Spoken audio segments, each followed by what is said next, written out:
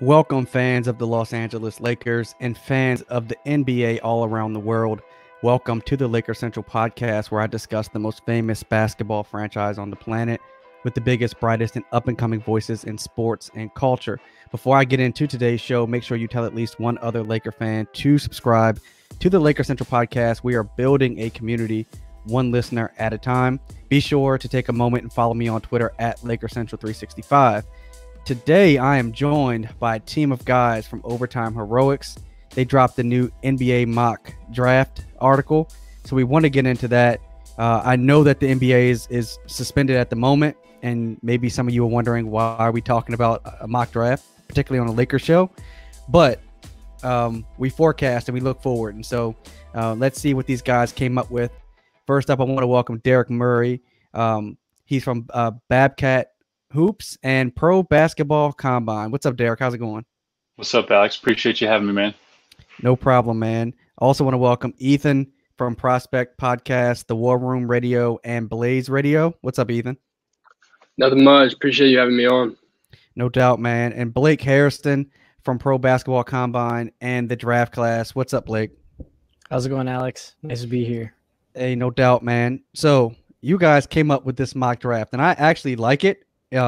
It's not crazy, at least in my opinion, but let's just jump right into this thing, man. You guys came up with Golden State, obviously number one right now, and James Wiseman. So which one of you guys want to take that?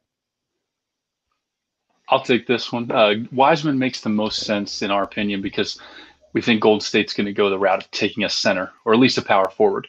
They have the guards, they have the wing players now, especially with trading for Wiggins. So Wiseman makes sense at 7'1", 237 pounds. He's still a young kid, plenty of room to grow. Can be a rim runner, can protect the rim if you need him to. We'll need to work on his footwork, agility, and some decision making, but he has all the tools and everything that you can't teach. So in the long run, we think that Wiseman as a center is the long-term fit here in Golden State. Interesting. I think that Golden State, for one, I think they could end up trading this pick because from my perspective, like when the Lakers had they brought LeBron in, but they had Kuzma, they had Lonzo, Brandon Ingram. It's hard to have young guys and play for a championship with your vets at the same time, your superstar vets at that. So I'd be curious to see if they actually keep this. What about you, Ethan or Blake? What do you guys think? Yeah, I agree with you there. I'm not sure this is a pick they keep.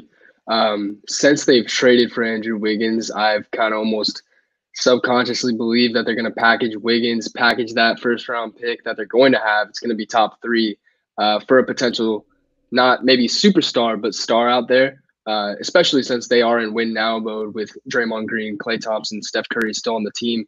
However, if they were to keep the pick, this does make a lot of sense. Wiseman at one for them.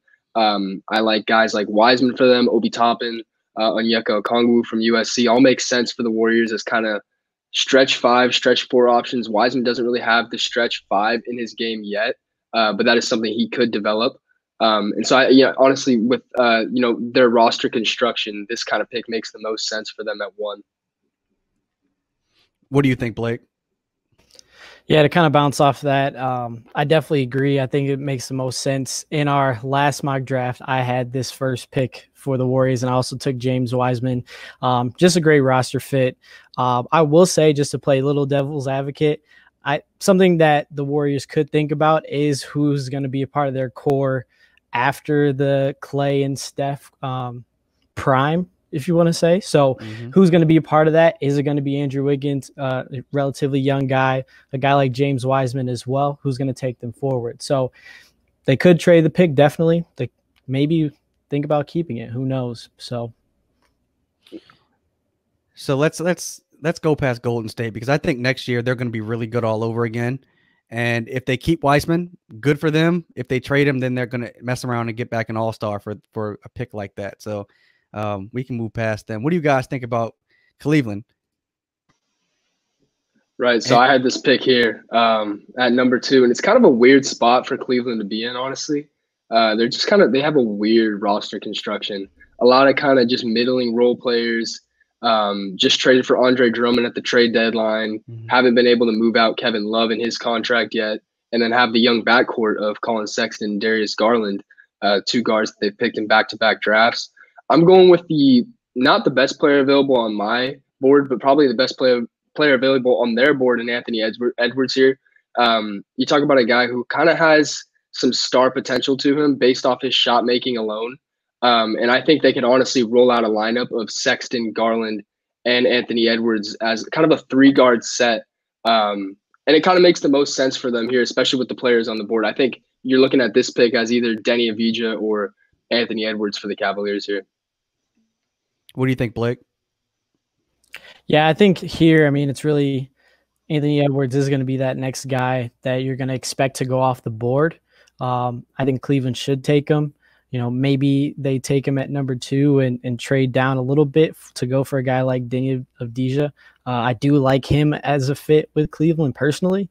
But either way, I think Anthony Edwards at number 2, if James Wiseman goes number 1, makes a lot of sense. Derek, what do you think Cleveland's goal is? I mean, are they building for the future, or are they trying to just bring in veterans? You know, they couldn't move Love. They brought in Drummond, but what are they doing there? So I agree with the selection based upon, you know, a lot of the points that Ethan made when he made this call. Being in Oklahoma City, I see a 3-guard lineup do some real work on some teams across the league right now. And our 3-guard lineup is awesome. So let's say Cleveland wants to go that route. Anthony can be a ball-dominant scorer. He can also play off the ball, come a lot of catch-and-shoot threes. Shot selection isn't the greatest, but when you talk about a 1-foot, 2-foot leaper as an athlete, I mean, prototypical 6'5", I don't know what he is, 225 maybe, makes total sense. If they don't want to go the 3-guard lineup, maybe bringing him in is a little extra fire under the guys like Garland and Sexton, and you can kind of get the best of each of these guys that you selected over the past 2 or 3 years. And when it's time to decide who you want to pay, you have more options. So I think a 3-guard lineup, or kind of forcing them to compete with each other, and then the front office sits back and says, well, let's see who we want to keep and we'll move on from the others. I think both of them can be the right answer if that's what they want to do. Interesting. Okay. Let's look at Minnesota, because they acquired D'Angelo Russell at the trade deadline, someone I'm obviously familiar with. I loved him in LA. I wish we would not have traded him. They've got Karl Anthony Towns, but now you have them looking at Onyeka, and I can't pronounce his last name, so one of you guys are going to have to help me out. But they're looking at him. What are they building for? But who wants to take a stab at this? You're good. I had the number 3 selection here with Minnesota, and it's Onyeka Okongwu. That's how you say his last name. I think he's probably, out of the draft we did, my favorite first-round fit for a guy in an organization. If you look at the Minnesota roster moving forward, you've got D'Lo, you've got Okogie and Culver and Malik Beasley now. A lot of wing depth, a lot of guard depth, guys who need the ball in their hand. And where they have really excelled this season is when Towns moves to the outside. Mm-hmm. They used to just clog the paint when he and Wiggins kind of get in each other's way. But this year they're letting Towns handle the ball. They're letting him hit pick and pop threes instead of pick and roll. And Okongwu gives you that presence in the middle of the floor. I mean, 6'9", 245 is what they list him at before this season. I mean, hips like a defensive back. He is just an absolute stud of an athlete. And I think as a power forward, center, if you want to call, you know, Towns maybe a stretch 4 almost of how you use him sometimes, I think roster-wise, because of the youth they have, it's a great fit for them. What do you think, Ethan? Yeah, I completely agree with Derek. I mean, this is probably the best natural fit in the first round. Minnesota for years has been wanting a fit of a solid stretch, not even stretch 4, but just a competent 4 alongside Karl Anthony Towns. I mean, we've gone through Taj Gibson. We've gone through all these other guys. I think Bielitsa was there at one point. And now you have Okongwu coming in, and I buy him. Growing up in Southern California, playing against him a lot in travel ball. When I was younger, he attended, Chino Hills High School, same high school as LaMelo Ball, the Ball brothers and stuff like that. He was a shooter in high school. He could stretch the floor at that level. His form doesn't look horrible right now. He's able to knock down the mid-range shot. He didn't really take many threes this year, which is something I was kind of confused by at USC.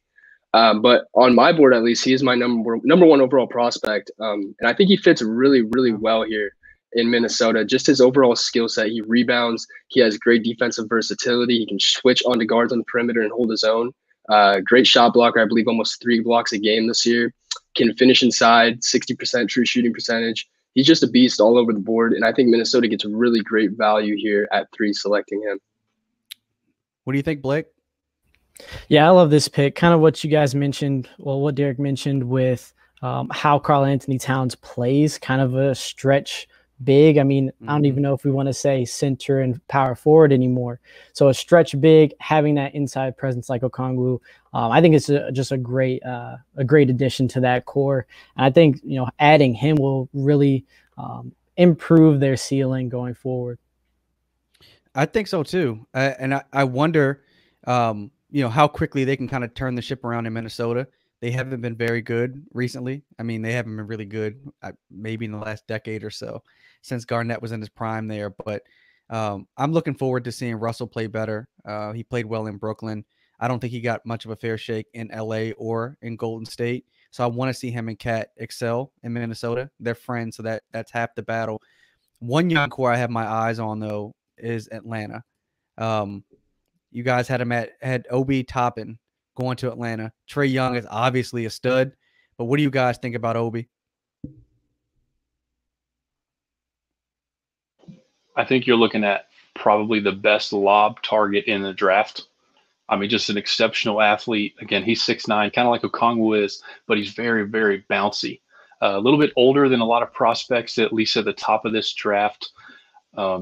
So some teams may knock him for that a little bit, but he's mature. He's mature in the way he plays basketball and his decision making. There's not really a whole lot to worry about at this point.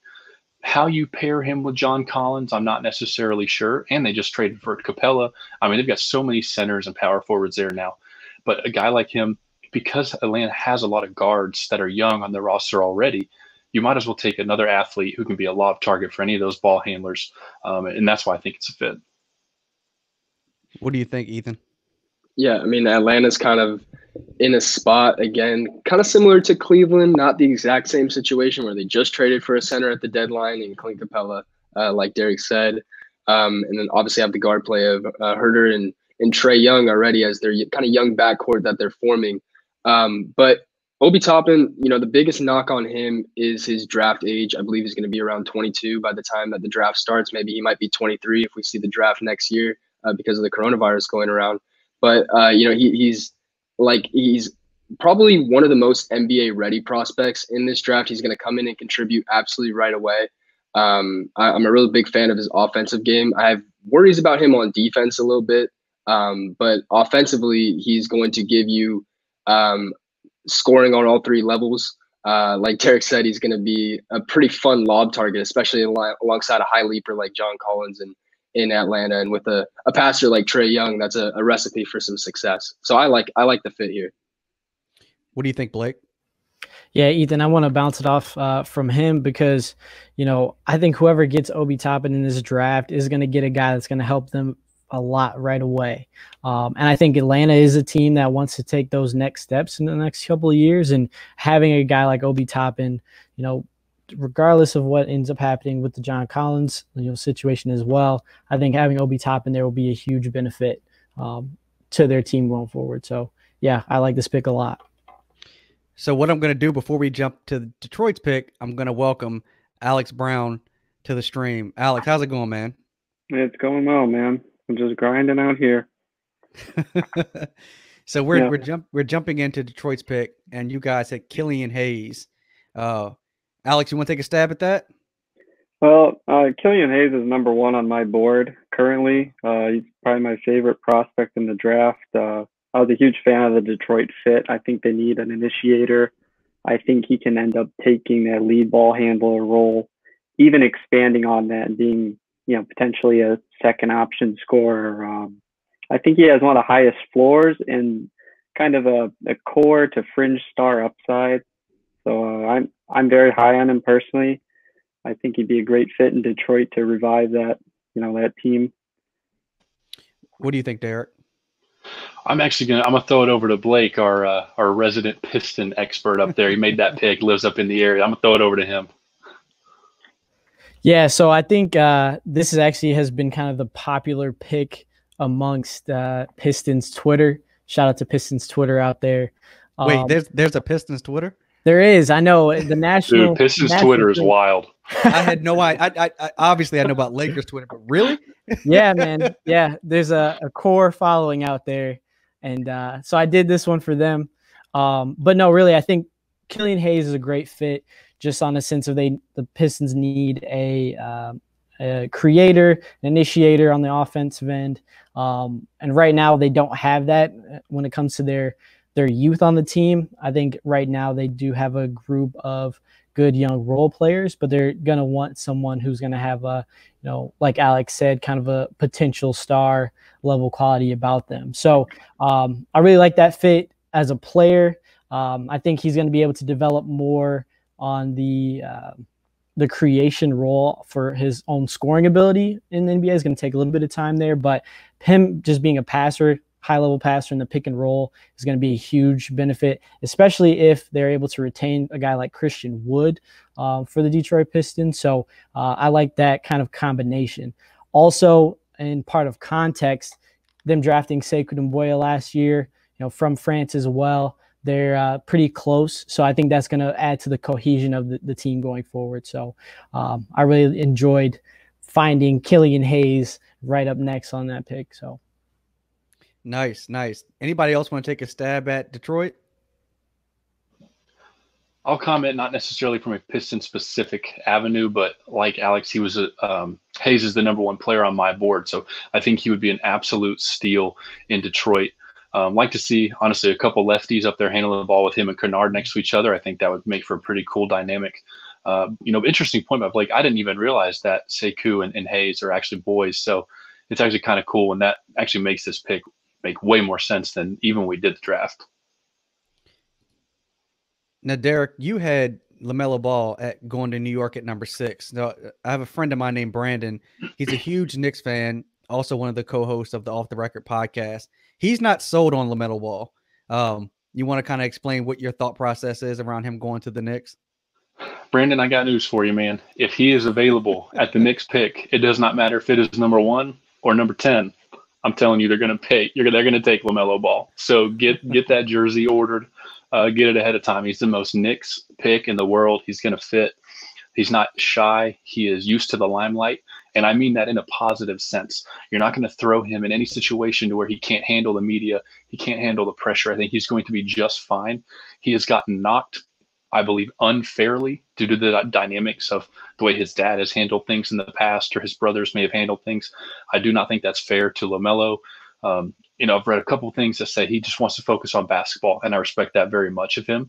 But you're looking at a 6'6", some sites give him 6'7" point guard with eyes in the back of his head. Doesn't have to look at you to make the right pass. Probably the best distributor in this draft. And Brandon, if you get LaMelo Ball, you're going to be happy. And that's why I made the pick here. It was a no-brainer for me. I'm actually a really big fan of LaMelo Ball. I'm a big fan of Lonzo. I'm happy he's having success down there in New Orleans. But I agree with you, Derek. I think LaMelo is the most Knicks pick of probably all Knicks picks that I've seen the last 5 or 6 years. I mean, regardless of what spot they have, their pick lands, they're going to take LaMelo. He's already a superstar. He's an internet phenomenon. I think he's benefited from some of the mistakes that his brothers have made, and he's already been in the limelight. To your point, I think he can play. I've seen some sites list him at 6'8". I don't think he's 6'8". I think that's a bit aggressive, but he is the Knicks player that I can see them taking. Yeah, I think, you can compare it to the thing in the business world, your first follower effect. Somebody will start a business and it'll be mildly successful, even moderately, but you can learn some things and then you can kind of follow behind them and do it even better. And that's not to knock Lonzo at all, but the way that the media handled him and his game early, I think LaMelo being able to watch this will only help him. So I don't think New York will scare him at all. Even if he lands in another major market, I don't think he'll be phased at all. And if you're Knicks ownership, I just can't even imagine the amount of jerseys you're going to sell, not only in New York, but around the world. I mean, a LaMelo Ball Knicks jersey would just fly off the shelves everywhere. So from a money decision, it makes sense as well. No, I agree. Do you guys think, to kind of jump a little bit further into LaMelo, do you think that LeVar has kind of learned from his mistakes and how he handled Lonzo in LA if LaMelo was to make it to New York in that media? Yeah, I mean, I think LeVar has already kind of started to take a step back. And that might be not his fault. That might it might be just him getting kicked off things, but he's starting to take a step back. which is good. It's helped Lonzo's career a lot. I think Lonzo is one of the better perimeter defenders in the NBA now, which is obviously really good for him. But a guy like LaMelo Ball, who, you know, he's publicly said, as Derek said, I want to focus on basketball. I've talked to Alex about this. I don't know if Alex said he doesn't know if he can maximize the superstar potential he has. I do think that LaMelo Ball, in terms of every player in this draft, has the most superstar potential. You're looking at, again, 6'7" guard with unreal vision, unreal ball handling ability, that has shown flashes of shooting the outside shot. I know 25% from three is not going to get it done. But you are looking at just this guy on paper that could be a superstar if he is to maximize it. And that's what the Knicks need. The Knicks have a lot of middling guys. They have a lot of kind of budding players, you know, Mitchell Robinson, RJ Barrett, and whatnot. I don't know if any other player, any other point guard, especially in this class, lasts in New York. I don't know if a guy like Killian Hayes from France, who's going to be 19 years old, lasts in New York, already coming in with the kind of Frank Ntilikina, you know, the whole kind of just, you know, stereotype on him, you know, another guard from France, another international guard from France. I think LaMelo Ball handles it well. Like Derek said, I think he lasts in New York. I think he does give them the potential to kind of find a superstar here. And especially at pick 6, that's awesome value for them. So you guys have him at 6, though. Does he fall because of LeVar Ball, or why don't any of you guys have him at 1? Or do some of you guys have him on your personal mock drafts at 1? So personally, for me, I did not have him high up, as Ethan said. I don't really think that he's the type of guy to maximize his potential, but if he does end up at 6 for the Knicks, I think that's his best chance. I think that's where he's going to have the most touches, the most chances to develop, run an offense. I mean, you're talking about a guy with elite playmaking and a lot of other red flags across the rest of his offensive game and defensive game. But yeah, his defensive effort and lack of efficiency is my main issue with him. Not being at number 1, just comparing his profile to some of the other top guards in the class. He just has a little more weaknesses. He's a little more polarizing, I guess would be the right word. And, you know, it's just how much do you leverage that elite playmaking versus all the other red flags. That's kind of why I'm a little lower on him, because I'm a little bit more skeptical of the rest of his game. I mean, nobody's going to deny him. I agree with you. I agree with you on the defense. I also worry about his lower body. You can see on film that his lower body's wherever he lands, the medical staff is going to have to get his body right. And honestly, he may, if you know, like the guys are saying, if he can channel that, so be better than 6 is. But this draft is so unique at the top because you don't have 1, 2, or 3 guys that just, you know, like last year, everybody knew in some capacity that Zion, Morant, and RJ were going 1, 2, 3. You just didn't know the order.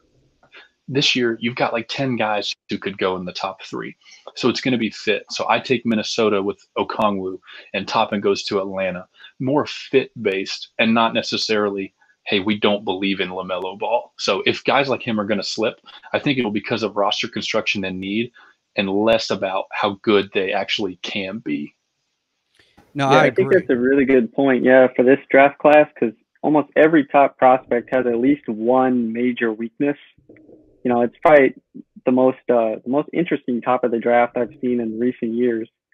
I think that's why, you know, there's so much, you know, volatility with who people have at the top. But, you know, I totally agree. Yeah, I really think depending on the draft order is going to, you know, play a major factor in where LaMelo Ball falls. And if anything, you know, it'll be LaMelo Ball getting drafted early, and then the team, you know, New York at 6 trading for him or something like that. So I think him going to New York at 6 is a ideal fit, and I just don't see the fit with the top 5 teams at that point. Well, no matter what, we know he's going to fill up the seats in the Garden if he ends up there. So, and James Dolan is about money. So, wanted to welcome Tobias Bass to the show. What's up, Tobias? How's it going, man? What's up, guys? How are y'all? Good, man. Your audio's a little off, but we're going to keep chugging along. So, Alex, you had Denny going to Chicago, right? Yeah, I'm a big Chicago fan, and I'm a big Denny fan. So this pick was kind of a match made in heaven for me. He's number 2 on my board. I think he has the elite glue guy potential, and that kind of fit, can do a bit of everything, especially play make. He's learning to play off the ball. His shooting is getting better, which was a major question kind of in his pre-draft process. I think he fills that need on the wing that the Bulls have been sorely lacking. Even an out-of-shape Otto Porter coming back was clearly our best wing. Hutchison's he has his problems, but I think a guy that can do a bit of everything, him or Halliburton is kind of the best fit for the Bulls because we don't need any more core scorers alongside Levine and Markkanen. I think that's a dream come true for the Bulls if they get Avdia at 7. What do some of you guys think about Chicago? Well, you can argue that Avdia can fit on a lot of the teams in this top 10 just because he can do a little bit of everything. So I really like the fit with Chicago here, falling right into that wing that can do plenty of things on the court and just be an assistance to Zach LaVine, Lauri Markkanen, Kobe White, and guys like that. You would think Chicago is really trying to make their strides going forward. We were hoping they were going to have a bigger year this year. Obviously, Alex, I know you have some things to say about that, but I think Deni Avdia would be perfect going forward for them just to add to that core of young guys that they have. Yeah, so, I mean, and the kind of thing with him is like, you think European white guy, okay, he's going to be able to absolutely just knock down threes from outside. And that's really not his game at all, especially, you look at Avdia as kind of, like Alex said, a glue guy player, a guy who plays really good team defense from what I've seen, is able to stay in front of his man and kind of plays with a high motor to him. Like he really gets fired up, especially just watching him in the U18 games that he played. He gets fired up after he's going by guys, after he's creating contact at the rim and finishing and stuff like that. He's fun to watch. And he's a player that is going to come in, and the biggest thing with him that he must develop is becoming that knockdown outside 3-point shooter. And I really think he'll be able to do so. I think he shot 33% this year. And that's not something that's horrible, but that's something that can be built on. But at 7, this is just great value for Chicago, a team that doesn't need another star or another at least scorer, but just kind of another starter. Yeah, I couldn't have said it better. I think that, especially with the recent off-ball improvements that he's made, he's had to play off the ball for Maccabi. And he really started slow, and then he got really hot towards the end of the year, filling into that off-ball role. And I think that really showed his potential off the ball. And, like you were saying, I love his motor, love his energy. It does kind of wax and wane depending on how he plays sometimes, but I think fans are going to love that. He's high energy. And defensively, like you're saying, his team defense is awesome. He has some of the best interior defense for a guy that's not that strong, in my opinion. And he can play on the perimeter offensively. So I think his versatility is it's unreal. It's probably the best at the top of the draft, in my opinion. Now, we were talking about Poku before we actually started the live stream. But Alex, tell us why you had Poku going to Charlotte at number 8. I believe Ethan had him going at 8. We're gonna let Ethan answer this one. Yeah, we're gonna get Ethan. I did have Poku going to the Charlotte Hornets at number 8, and this is kind of one where you look at the Hornets, you look at their roster. PJ Washington last year, Mikal Bridges just signed Terry Rozier. Devontae Graham has been excellent for them this year. They've never really had a good center. Cody Zeller, has been the center there for I don't know how long. They gave Bismack Biyombo a max contract. It is what it is. But you're looking at, Poku here as a 6'10", listed on Instat as a shooting guard. And that's unheard of. Like, this is a guy with probably the best two-way potential in this draft, just in terms of, he has excellent athleticism. He can knock down the outside shot. He can create his own shot. He's a solid rim protector. And he's, he's versatile on defense. He's a 6'10" shooting guard. And that's almost unheard of. Probably was the best player, I think, on Olympiacos B which is a team in the Greek second league this year. And I enjoyed watching him play. I've enjoyed everything I've seen from him. And when you're looking at Charlotte and kind of just their roster construction, I think a guy like Poku fits well with them just because they do kind of need two-way guys. They just need more roster pieces that do have really high potential. A guy like Poku probably would be their highest potential player on their roster as soon as he's drafted. And that's why I feel the fit is actually really nice here at number 8. Poku's one of those guys who, after the selection, you can sit there and give 10 reasons of why this pick never should have been made. You can also immediately go to 10 reasons of why getting him at 8 is an absolute steal. We have no clue what's going to happen. He's a unicorn. He has the lateral movement and perimeter game that Porzingis wants to have. And it is interesting. He basically plays like a 2 guard at 6'10". The team website lists him at 7 foot. Maybe that's a little biased, trying to get him over here a little quicker. I don't know. But, Ethan's right. He can put it on the floor. He'll block a shot at the rim and then take it coast to coast himself. And you just don't see that. And he's so young that whether you stash him, whether you put him in the G League, I mean, heck, you can put him on a 2-way deal immediately. Maybe he gets beat up for a while. But this very, very high ceiling because of the skill set he has at his size. Hey, Tobias, let me ask you, do you trust the Bobcats? That's a Freudian slip. The Hornets. Do you trust the Hornets to develop a player like Poku? I mean, in their recent memory, have they really developed anybody particularly well? They had drafted Michael Kidd-Gilchrist. It is what it is. They bring in Bismack Biyombo. He didn't really develop. Zeller didn't really develop. Bridges has shown upside. Some of the guys more recently, but Devontae Graham, they pretty much got lucky with him. He was kind of a wild card, and he panned out very well. I agree with what they're saying. He is definitely a wild card, but I think he could, if fans would give him a chance, I think they should be happy with the pick. I know it's not going to be like most fans that they haven't heard of him before. So, you might get some boos on draft night, but if you give him a chance, let him develop and come in there and see what he can bring. He could be like Derek said, a Porzingis type guy. And he could bring some excitement to their franchise because all of us know they need it. Ethan, I could add one thing in real quick about Poku. I thought was really, really interesting when I was watching him. Is I've never seen a kid his size at his age be able to run pick and roll.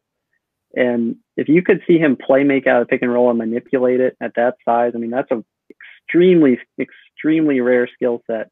And that's not something Porzingis has. That's not something you see in any real big, guys in the NBA at all. It's part of the reason he's listed as a guard. And I think, like Tobias said, he has probably the highest variance upside, as far as distance between his floor and his ceiling, which is why he could end up being, the best player in the draft or, kind of a bust. It just depends on how you develop him. He's so young. I mean, I think he's worth taking a shot at the lottery. He's just so interesting, man. Ethan, do you think the success of Luka will kind of fuel teams like Charlotte to maybe take a look at Poku? Right, and like not even Luka, but even going back to Porzingis, because I know that's a lot of comparisons of Poku's to Porzingis. I don't know how accurate that is. I think he's a way better 2-way player. He moves a lot better. He moves way more fluidly than Porzingis does. The biggest thing with him is that he's still so young. He's 18 years old. He's probably under 200 pounds. I think they have him listed at 210, but he does not look like it at all.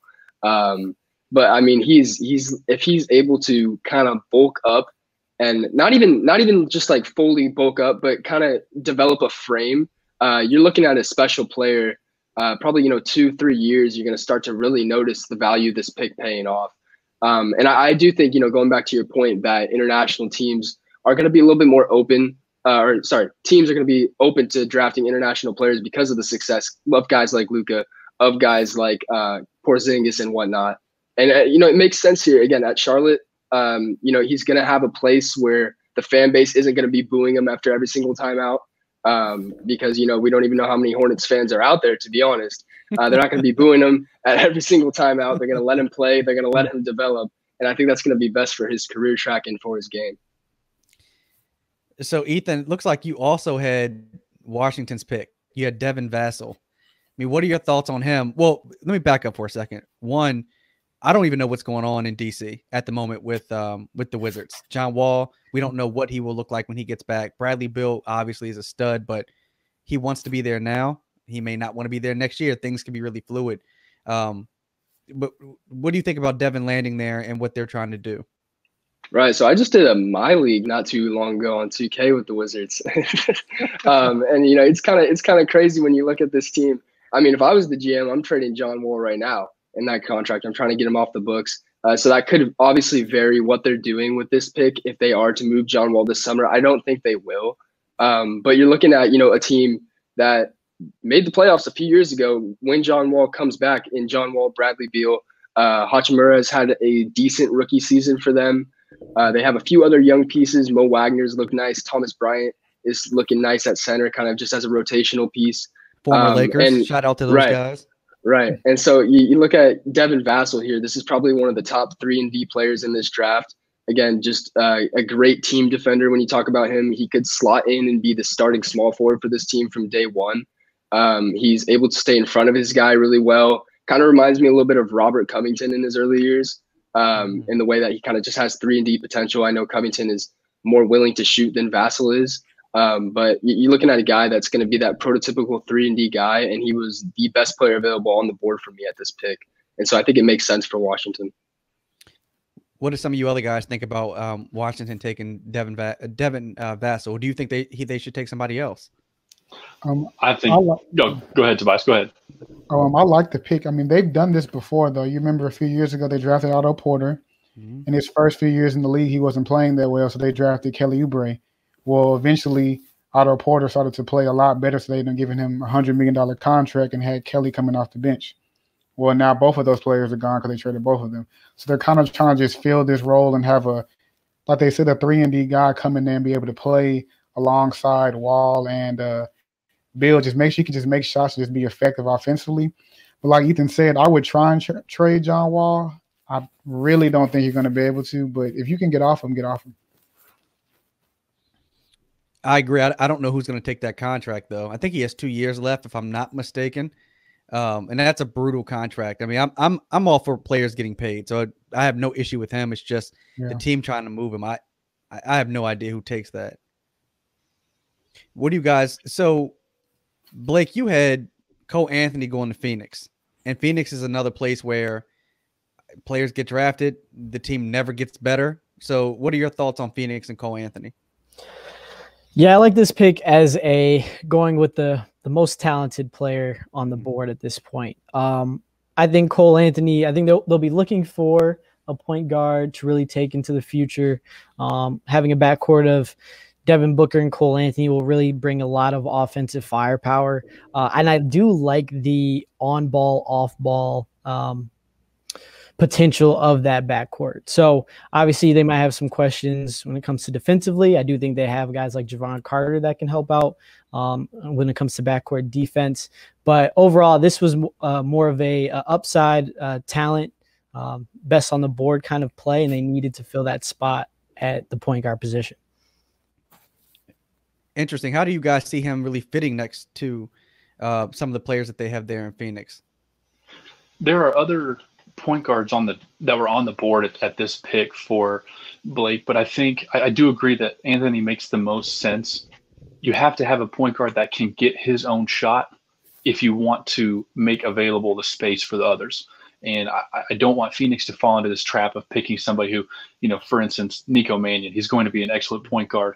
But I agree with Cole because Mannion's, while he's an elite distributor, I don't think he's going to attack the rim and draw people off of Booker or some of those other backcourt players. So that's why I think Anthony, with his explosiveness and ability to get to the rim by himself, makes the most sense here as far as a scoring and point generator. I also want to add, too, that I don't totally buy, the knock on Cole Anthony being not the greatest distributor. I do think the more spacing in the NBA will help him out in terms of being able to create offense for the rest of his teammates. I think he's shown really nice flashes throughout this year and definitely obviously during his time in high school. But I think that's something that's going to unlock in his game as he develops into a professional. Yeah, and I think everyone can agree he didn't have a lot of help at North Carolina. I mean, he was expected to create almost all of their offense, and he had no shooters. He had no spacing. Every time he'd get in the lane, he'd have to fade away from the rim. I think the spacing of the modern game is going to help him more than other prospects. I mean, even in high school, you saw him get downhill, throw down monster dunks. He didn't see any of that in his time in UNC. And I think alongside Booker, he could be a better fit than most people would anticipate. Because like Derek said, he can get downhill, he can create his own shot and break down the defense and let Booker play off the ball a little bit more, which we know he can play on the ball, but he was very, very effective off of it as well. So I think that's a good fit. Probably the best landing spot for Anthony if he can really commit to shaping that team up. I mean, piggybacking off of what they said was, when was the last time we've ever seen a North Carolina team rely on grad transfers to produce, wing scoring? Never. They always have a 4 or 5-star recruit there or someone that's been in the program a few years. So I agree with all they said. When he gets to the NBA, I think him playing with Devin Booker and also having a good coach, that'll help him mature, one, as a, off the court, and help him mature on the court, he'll just have more help and be able to make the right decisions, and he'll be able to learn from a good veteran like Booker and a good coach. I can agree. So now all the Lakers fans who's either watching the live stream or listening to this podcast, they're wondering why I'm even talking about the draft, because the Lakers are good again. But Alex, you have Tre Jones lined up for the Lakers. So convince Lakers fans why they should pay attention to Tre Jones. Well, Tre Jones, in my opinion, is one of the highest impact guards that you can get, especially in the late, first round. He has an extremely high floor, not a very high ceiling.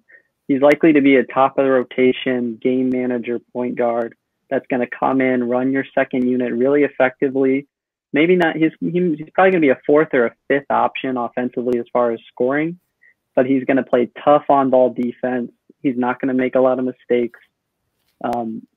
And I think he's second on my board for the Lakers. The other guy I think would be really, really effective would be Tyler Bey. And a lot of other wings that you can get late as far as impact guys, because that I know is a need the Lakers need. More immediate, versatile, contributing guys, especially on the wings. And, Rondo's getting old, so I think you could go Tre Jones, you could go Bey, you could go Nwora even. But I just took Tre Jones at this point because I thought he was the best player available for them. I think if you look at the Lakers and the way that they have constructed this roster, it's a lot of older, veteran, mature players. A lot of the guys they brought in have been in the league for a little while. They've either been on playoff teams or contenders, and they know how to play together. They know the business of basketball more than just the game itself. Like, they're very mature. Tre Jones would come in at number 29, and I don't think he would give that locker room vibe of a kid or, something's too big for him. Not in the sense that, he might be enamored by Los Angeles itself, but he seems very down to earth. He plays with composure. He doesn't get rattled. He's hard nosed. He's hard headed. He's a fiery competitor. And I think he's the kind of guy that could feed, even if the skill set, let's say the shooting doesn't necessarily develop, you still want him running your second unit as a defender, as a gritty guy who will do the dirty work for you. And I think that would be wildly respected by the veteran guys already on the roster. Just to piggyback off that, Derek, I just want to say I think Tre Jones is going to be, did I say Trey Tyus? I always get them confused sometimes. Tre Jones is going to be a great pickup because if you look at that point in the draft, what other guys are you going to feel comfortable with putting the ball in their hands on a LA team that's, going to be shooting for a championship next season? I think Tre Jones is battle tested, and he's really going to be, embracing those moments for the Lakers. So I just want to put that in there. Yeah, I mean, you're looking at a guy, and you guys hit it right on the head. Immediate impact, looking at the ACC Defensive Player of the Year. I mean, he had probably some of the best battles with Cole Anthony that I've seen between two point guards all year in college basketball. And you're looking at a guy that's going to come in, and like you guys said, he's going to give you an immediate impact. I don't know how much better he gets as a player. I kind of think his ceiling is just as that starting point guard, and his floor really as that backup point guard. Like it's not going to be that big of a risk for the Lakers to take a guy like this. And it's going to be extremely valuable, especially for a team that really has to utilize draft picks to fill in a rotation with guys that they're already paying a lot of money. Yeah, I mean, I think at that point in the draft, the Lakers get someone whose ceiling is a starter and whose floor is a backup. That's a win-win. I mean, Kobe won 5 championships with Derek Fisher next to him, and that's basically what he was, And so I don't think that they need to hit a home run. I don't even think they need to hit with someone, like they did with Kyle Kuzma a couple of years ago, where he's a really good player. But the Lakers have done a great job with drafting late in the first round. Mo Wagner. I wouldn't take a flyer at number 29. I wouldn't take a flyer. I wouldn't take a freshman or a international kid who's like just turned 18 with a super high potential. Take the guy who can come in right now and play with the guys for the 2 or 3 years that you may have them under contract. Like you're saying, he's, I won't say safe, because he's not like a safe pick, but the variance of what you're going to get out of him, it makes sense for the next 2 or 3 seasons. Yeah, I agree. The Lakers need someone that's going to be steady because at this point, LeBron's getting older, but I'm not going to say he's done, because clearly he still looks like an MVP at year 17. Anthony Davis, assuming he re-signs, which I assume that he will, he's in the prime of his career. So anybody else they bring in to fill out the roster just needs to be able to play defense, hit threes, and basically do their job. That's it. You want to add something, Tobias?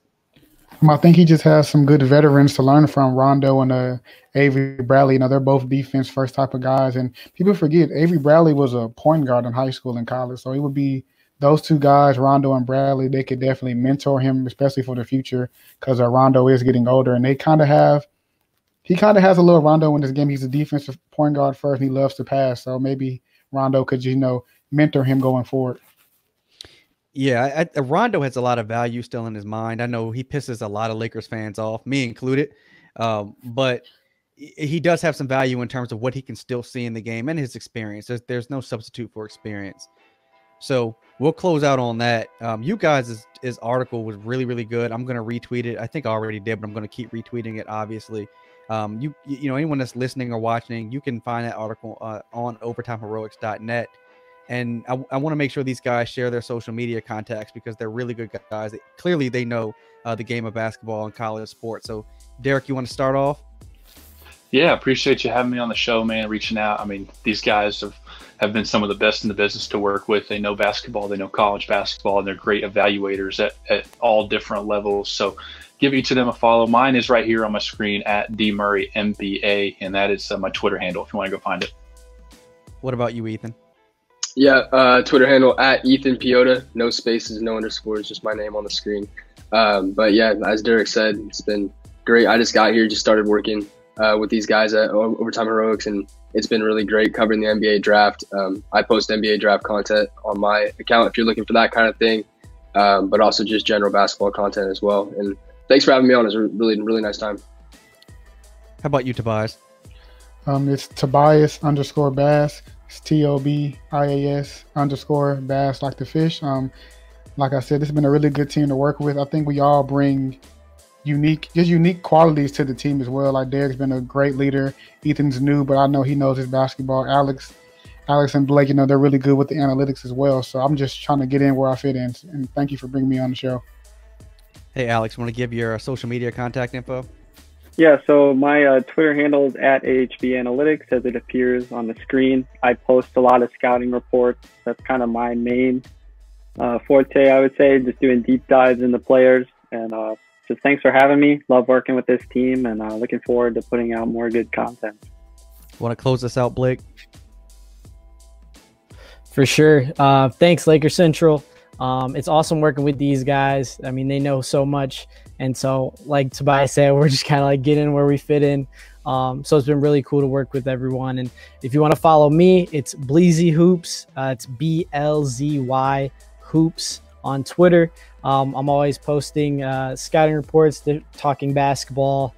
Me and Derek work with the Pro Basketball Combine, so give them a follow as well at Pro B-Ball Combine, talking about some of the more, lesser known guys that are prospects going towards draft season, whenever that is. So just give us all a follow if you love to listen and read about basketball. Again, I want to thank all these guys for coming on. Make sure you're following them on social media and follow their content. Follow me on social media, specifically on Twitter at Laker Central 365. Subscribe to the Laker Central podcast on iTunes, Spotify, Stitcher, Castbox, Google Play, Overcast. It's literally all over the place. If you use promo code Laker Central, you'll get Stitcher Premium for free for 37 days. So I'll close out on that note. Until next time, folks, I'm out.